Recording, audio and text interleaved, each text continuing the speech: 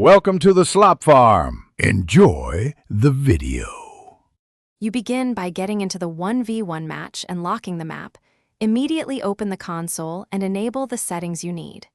You want crosshair and net graph visible so you can judge projectile behavior and timing.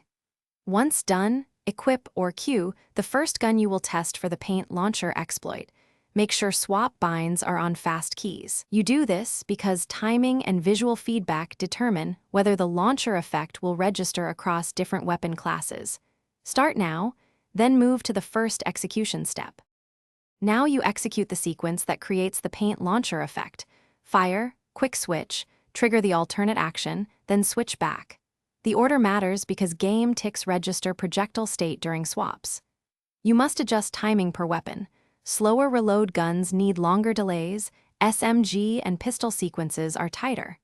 Once you find the sweet spot, repeat multiple times and vary angles to ensure consistency. Make sure to watch net graph to verify velocity spikes and impact vectors, because that confirms the technique worked. Finish by validating across every gun.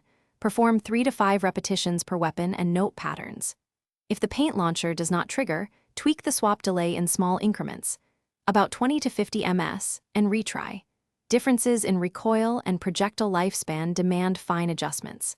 If problems persist, record demos or use the playback to step frame by frame and identify the exact tick where the projectile state changes. One key troubleshooting tip. Inconsistent net conditions require local testing with a stable server to eliminate latency as the issue. Thanks for watching. Consider subscribing if we helped you today.